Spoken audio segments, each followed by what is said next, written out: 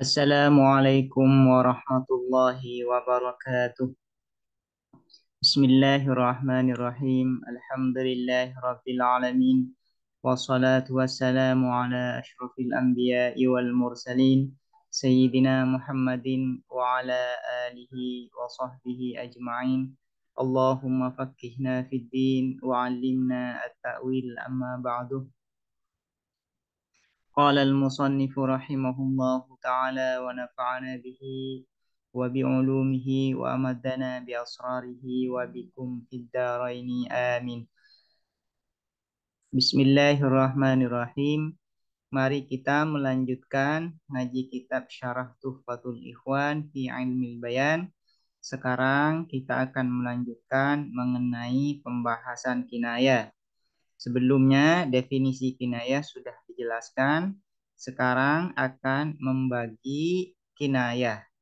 Secara umum, kinayah itu dibagi menjadi dua, yaitu pertama kinayatun anis sifah, atau yang diinginkan dari makna kinayah itu adalah sifat. Makna lazim yang diinginkan adalah sifat. Yang kedua disebut dengan kinayah anin nisbah, yaitu makna lazim yang diinginkan adalah menetapkan suatu sifat atau meniadakan suatu sifat. Itu yang disebut dengan kinayah anin nisbah. Untuk lebih memperjelas, mari kita membaca kitabnya. Wa'lam, dan ketahuilah annal matlubah, bahwa sesungguhnya yang dicari, makna yang dicari, al-matlub ini sama dengan makna lazim ya. Biha, dengan kinayah, imma sifatun, ada kalanya ialah sifat, minas sifati, dari beberapa sifat. Yang diinginkan dari makna lazim dari sebuah kinayah itu adalah sebuah sifat. Nah, ini kal judi, seperti dermawan, wal karomi, dan dermawan, wal bukhli, dan kikir, pelit, wal ilmi, dan ilmu, wal hilmi, dan hilim. Hilim ini sangat penyabar. Wal jubni, dan penakut, wasyajaati, dan berani, watuli, dan panjang, wal kisari, dan pendek, wa nahwi dzalika, dan semacamnya itu mazkurat jud ila akhirih. Jadi yang diinginkan dari makna lazim itu, dari makna lazim dari sebuah kinayah itu adalah sifat. Isi dari makna lazimnya itu sendiri adalah sifat. Itu maksudnya kalau diperjelas ya. Wahiyah, dan adapun kinayah anis sifat ini dorobani ialah dua macam. Qoribatun, pertama disebut dengan qoribah, wa ba'idatun, dan ba'idah. Jadi ada kinayah anis sifat al-qoribah, kinayatun anis sifat al-ba'idah. Kapan kinayah anis sifat disebut dengan qoribah? Kapan juga kinayah anis sifat ini disebut dengan ba'idah? Ini akan dijelaskan dengan lebih rinci oleh musonif ya. Fa in kanal intiqalu, maka apabila ada al intiqalu, apa berpindah, minal kinayati, dari kinayah, ilal matlubi, pada makna yang dicari, yaitu makna lazim. Apabila perpindahan dari lafaz tersebut ke makna lazimnya bila wasitotin, tanpa perantara, faqoribatun, maka ialah qoribah, maka disebut dengan kinayah anis sifat al-qoribah. Kinayatun anis sifat qoribah, tanpa ada perantara. Jika dari lafaz tersebut berpindah ke makna lazimnya tanpa ada perantara, maka itu disebut dengan qoribah. Nanti akan jelas dengan contoh ya. Nahu, contohnya, Zaidun tawilun nijadi. Zaidun, adapun Zaid, tawilun nijadi, ialah yang panjang sarung pedangnya. Tawilun nijad ini adalah makna hakikinya adalah tulun nijad, panjangnya sarung pedang. Cuman makna kinayahnya, makna lazimnya adalah tulul qomah. Nah, panjangnya postur tubuh. Berarti ini termasuk kinayatun anis sifat. Karena yang diinginkan dari tawilun nijat ini adalah makna lazim yang berupa sifat. Nah, berupa sifat, makna lazim yang isinya itu adalah sifat. Berarti ini termasuk kinayatun anis sifat. Dan ini disebut juga dengan koribah. Kenapa disebut dengan koribah? Karena nanti akan dijelaskan oleh musonif. Turidu, engkau menginginkan bikaulika dengan perkataanmu tawilin nijat, yaitu tawilin nijat. Nah, tulal qamati, menginginkan panjangnya postur tubuh. Ini makna lazim. Makna lazim tulul qama ini adalah makna lazim dari tawilun nijat. Fa inna tulan nijadi, maka sesungguhnya panjangnya sarung pedang yastalzimu, ialah menyertai apa tulun nijat, tulal qamati, akan panjangnya postur tubuh. Nah, wal intiqaluh, dan adapun perpindahan min tulin nijadi, dari panjangnya sarung pedang, ila tulil qamati, terhadap panjangnya postur tubuh, la yatawaqqafu, ialah tidak menunggu apa intikal ala wasitotin, atas perantara. Jadi tidak ada perantara sama sekali ya. Tulun nijat atau tawilun nijat ini maknanya adalah tulun nijat, makna hakikinya. Kemudian makna lazimnya atau makna kinayahnya adalah tulul qamah, panjangnya postur tubuh atau tinggi. Nah, perpindahan dari makna hakiki ke makna kinai, ke makna kinayahnya ini atau makna lazimnya ini tidak ada perantara sama sekali. Nah, tidak ada perantara apapun. Karena itu ini disebut dengan koribah, karena tidak ada perantara. Perpindahan antara makna hakiki ke makna kinainya, ke makna kinayahnya, tidak ada perantara sama sekali. Artinya jelas ya, jelas, sehingga tidak butuh pada perantara. Nah, karena tidak butuh pada perantara, maka ini disebut dengan koribah. Wa in kanal intiqalu biwasitotin, dan apabila ada apa perpindahan biwasitotin, ialah dengan perantara, artinya perpindahan dari makna hakiki ke makna kinayahnya, ke makna lazimnya itu ada perantara, fa ba'idatun, maka disebut dengan ba'idah. Wadzalika, dan adapun ba'idah, nahu, ialah seumpama atau contoh Zaidun mahzulul fasili. Adapun Zaid mahzulul fasili ialah yang lemah anak untanya. Ini mahallus syahidnya adalah mahzulul fasil. Mahzulul fasil ini makna hakikinya adalah yang lemah anak untanya. Makna kinayahnya adalah orang yang dermawan. Zaidun mahzulul fasili, adapun Zaid mahzulul fasil adalah orang yang dermawan. Itu kalau makna kinayahnya. Makna hakikinya adalah mahzulul fasil. Mahzulul fasil ini adalah lemah anak untanya. Bagaimana perpindahan dari mana hakiki ke makna kinayahnya ini? Apakah ada perantara atau tidak? Ini akan dijelaskan oleh musannif ya. Kinayatun, kinayah Zaidun mahsulul fasil ini adalah kinayatun, adalah kinayah angkaromihi, dari dermawannya Zaid. Fa inna huzalal fasili, maka sesungguhnya lemahnya anak unta, mimma yustadallu bihi, ialah sebagian dari sesuatu yustadallu yang dijadikan petunjuk, yang dijadikan dalil bihi apa dengan ma, alal kiromi, atas kedermawanan. Fal huzalu, maka adapun huzal, lemahnya anak unta, malzumun adalah makna makna malzum atau makna hakikinya ya. Makna malzum ini adalah makna hakikinya.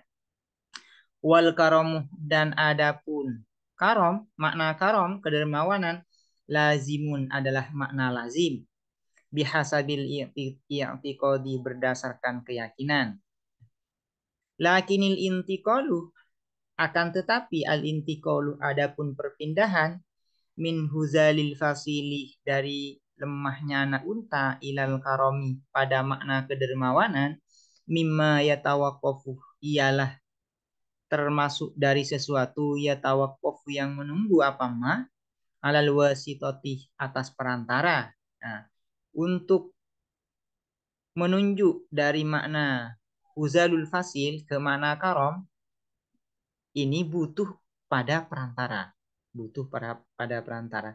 Sampainya huzalul fasil, makna hakiki dari mahzulul fasil ini ke makna kinayahnya yaitu al-karam itu masih butuh beberapa perantara. Sehingga ini disebut dengan ba'idah. Berbeda dengan misalnya zaitun tawilun nijat. Itu langsung ya ke makna lazimnya, ke makna kinayahnya. Dari makna hakiki ke makna kinayahnya itu tidak ada perantara apapun. Sehingga disebut dengan koribah. Fa'innahu maka sesungguhnya, ini wasitohnya di mana ini? Ini akan dijelaskan. Fa'innahu maka sesungguhnya yuntaqalu dipindah minhu dari huzalul fasil ila ju'ihi pada laparnya al-fasil anak unta bi'adami syurbihi dengan tiada minumnya al-fasil anak unta al-labana akan susu. Karena huzalul fasil ini pertama ya, pertama ini kelaparan anak untanya ini kelaparan karena kurang minum susu. Wa minhu dan dari adami syurbihi al-laban ila kasrati halbi ummihi pada banyaknya diperahnya susu induknya al-fasil. Nah, pertama, al-fasil ini kelaparan karena kurang minum susu.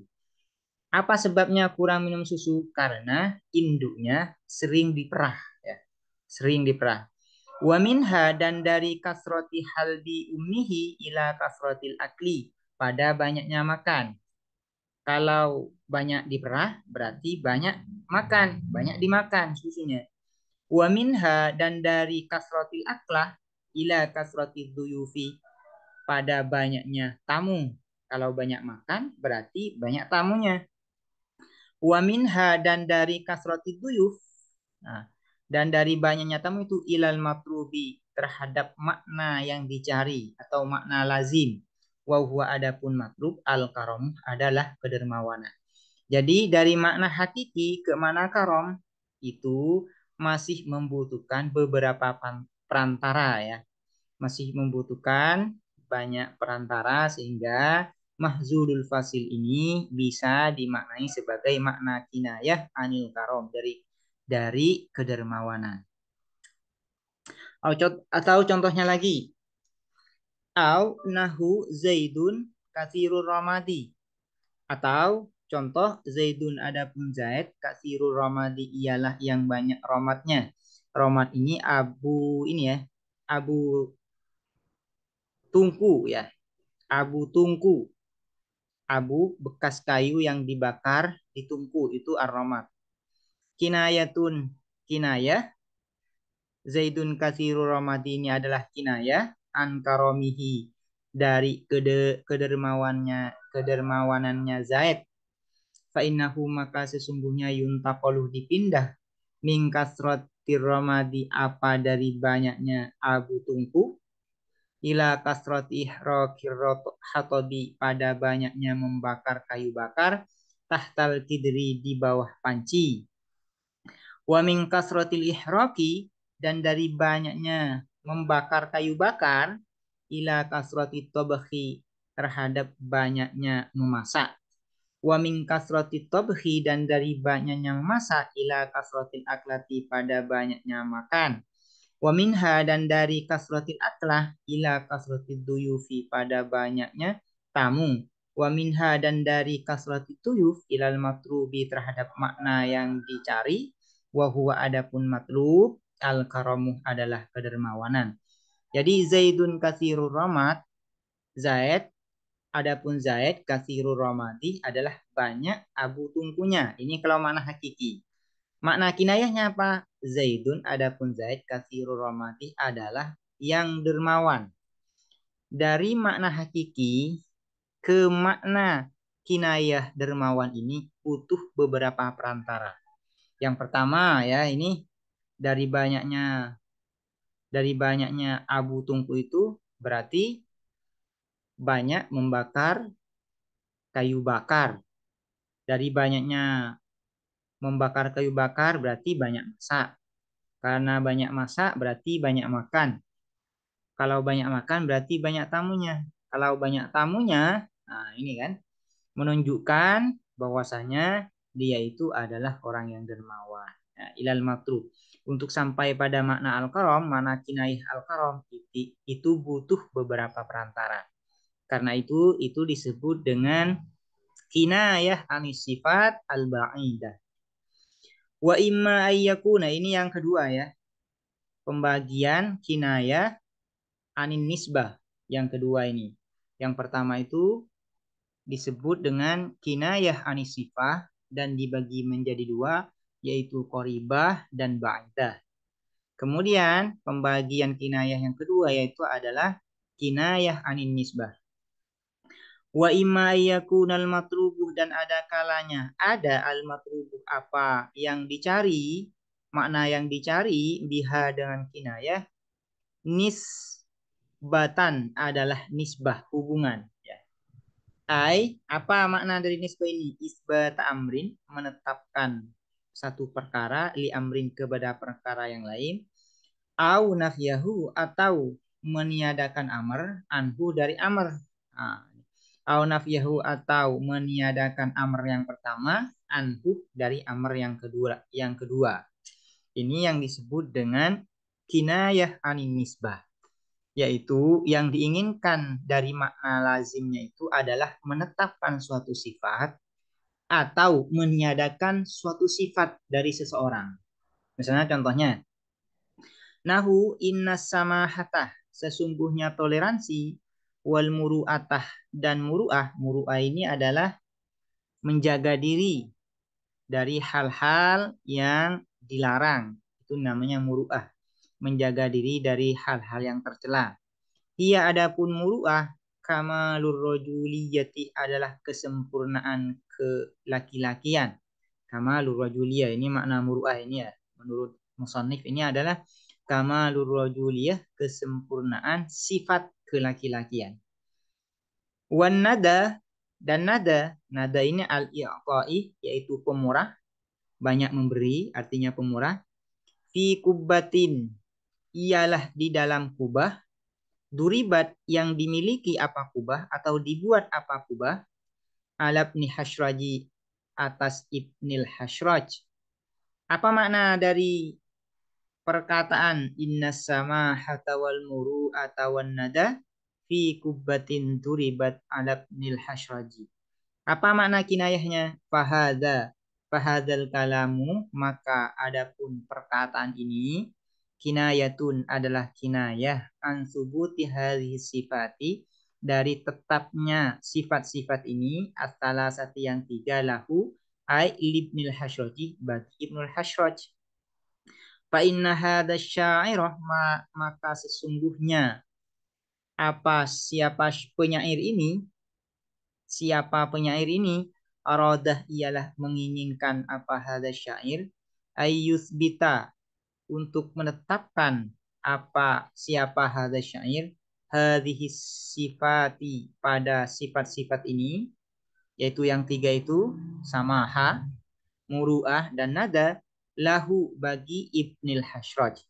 Fatarokah, namun nah, dia meninggalkan, fatarokah, maka meninggalkan siapa hadza syair, at-tasriha, akan memperjelas, terhadap memperjelas, bidzalika, dengan subuti hadhihi sifat, atau bidzalika, dengan isbatu hadhihi sifat. Penyair ini dengan kata-kata inna samahata wal muru'ata wan nada fi kubbatin duribat ala ibnil Hashraji, ingin menetapkan sifat-sifat ini pada Ibnil Hashraj, namun dia tidak mengatakan dengan jelas ya. Tidak mengatakan dengan terang-terangan, melainkan dengan menggunakan kinayah. Biaya pula, dengan mengatakan siapa hadza syair. Hadhihi sifatu sabatat libnil hasyrajih masalan. Biayyakula dengan mengatakan siapa hadza syair. Hadhihi sifatu adapun sifat-sifat ini. Sabatat ialah tetap apa hadis sifat libnil hasraji bagi Ibnil Hasraj masalan seumpamanya.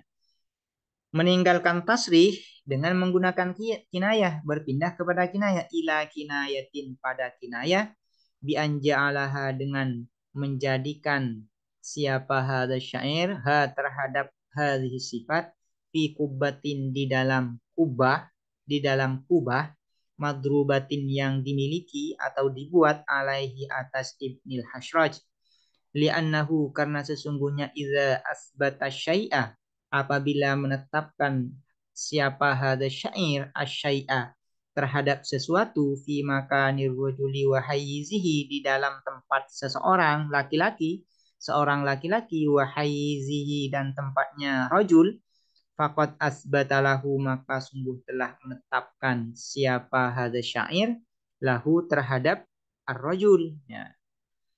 Jadi penyair ini ingin menetapkan sifat yang tiga ini pada Ibnul Hasraj.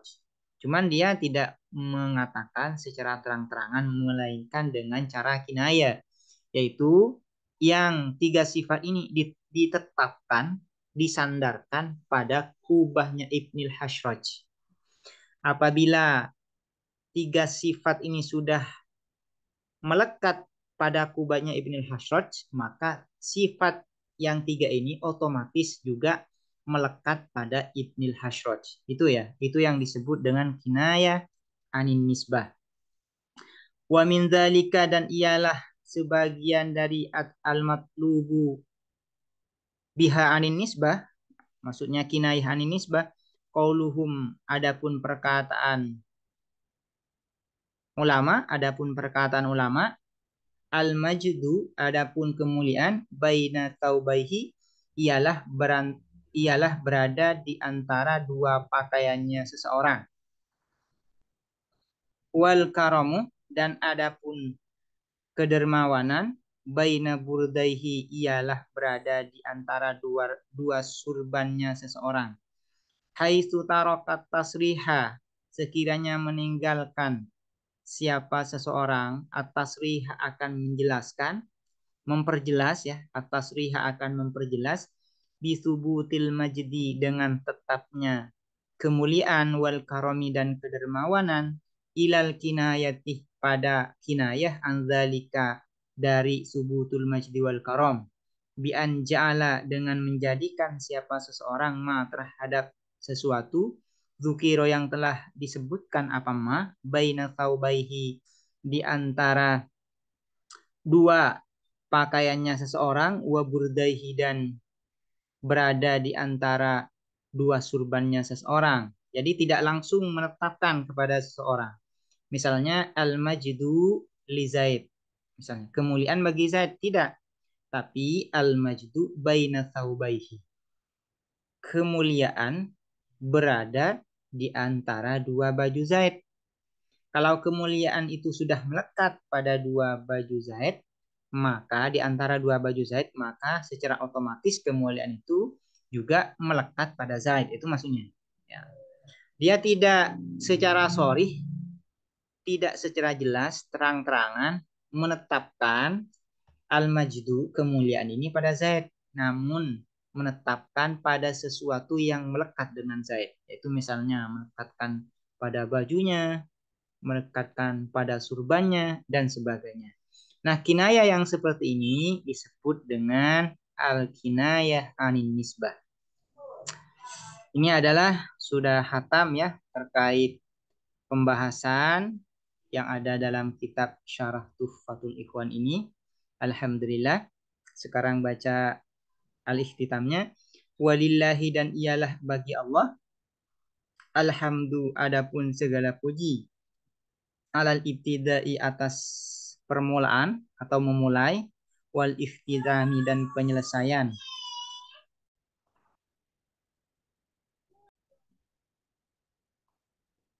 Wassalatu wassalamu adapun salawat wassalamu dan salam ala khatami anbiya illahil kiram ialah atas penutup nabi-nabi Allah al-kirami yang mulia. Alaihim ialah atas anbiya illah wa ala alihim dan atas keluarganya anbiya illah as-salatu adapun salawat wassalamu dan salam. Demikian terkait pembahasan mengenai ilmu bayan di dalam kitab Syarah Tuhfatul Ikhwan. Semoga bermanfaat. Assalamualaikum warahmatullahi wabarakatuh.